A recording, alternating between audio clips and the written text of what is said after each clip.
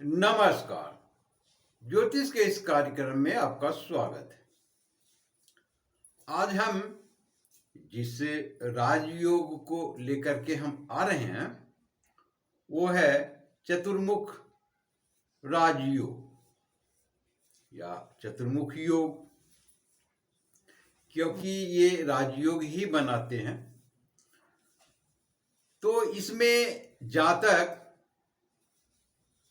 ज्ञानवान, धनवान, गुणवान, चतुर इस प्रकार के व्यक्तित्व होते हैं, ऐसे जातक कि जिनकी जन्म कुंडली में ये योग बनते हैं। ये योग जन्म कुंडली में 4 ग्रहों को लेकर के बन रहे हैं। सर्वप्रथम लग्न को लेकर के, दसम भाव को, गुरु को और शुक्र को।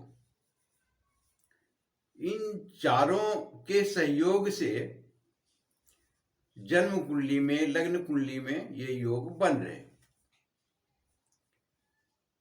ये योग जन्म कुंडली में किस प्रकार से बनते हैं, इसे समझने का प्रयास करेंगे।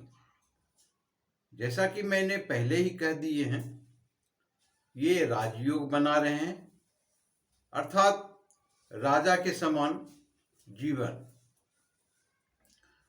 तो इस संदर्भ में ये योग किस प्रकार से बनेंगे कुंडली में, ये बताने का प्रयास कर रहा हूं। सर्वप्रथम लग्न भाव के स्वामी, यानी कि इसमें यदि मंगल बन रहे हैं और दसम भाव के स्वामी शनि बन रहे हैं, तो ये दोनों की स्थितियां जन्म कुंडली में केंद्र में होनी चाहिए। 1, 4, 7, 10 इन्हीं भावों में ये दोनों ग्रह स्थित होने चाहिए, 4 भावों में। इनके अलावा यदि दूसरे जगह स्थित हैं और उच्च के भी हैं तो भी ये योग नहीं बने। तो ये शर्त पहली। दूसरा है नवम भाव से गुरु केंद्र में होनी चाहिए। अब नवम भाव से गुरु केंद्र किस प्रकार से होंगे, इसे समझने का प्रयास करते हैं। अर्थात गुरु या तो नवम भाव में हो, या हम गिनते हैं यहां से 1, 2, 3, 4, 1, 2, 3, 4, यानी यहां पर गुरु हो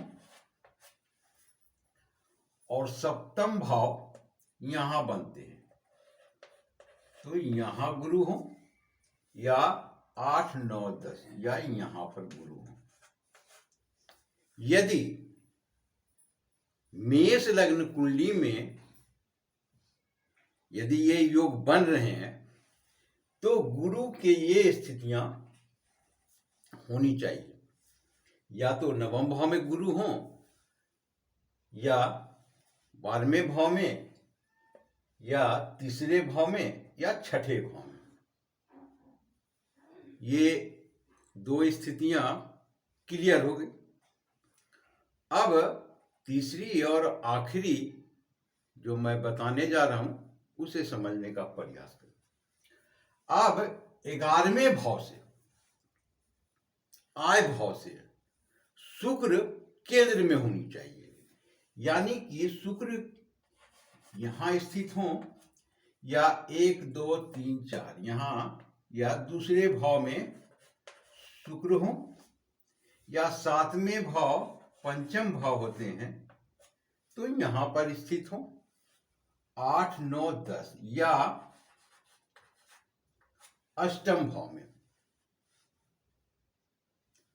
तो आपने क्लियर समझ लिया कि हमें उस भाव से गिनने हैं कि पहले, चौथे और 7वें कौन से घर बनते हैं, वहां पर ये स्थित होनी चाहिए।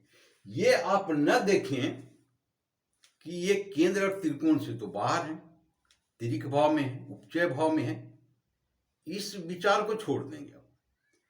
हमें नियमानुसार योग बनाने हैं, योग देखने हैं।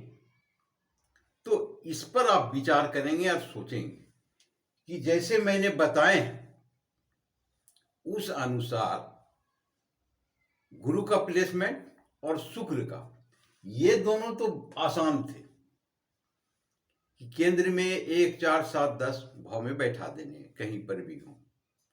लेकिन इन दोनों की गिनतियां और स्थितियां को समझने का प्रयास करेंगे।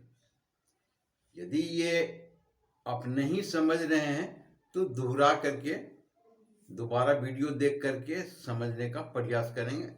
कोई ज़्यादा पेचीदा नहीं है, आसान ही है। आशा करता हूं कि आप भली भांति समझ गए होंगे।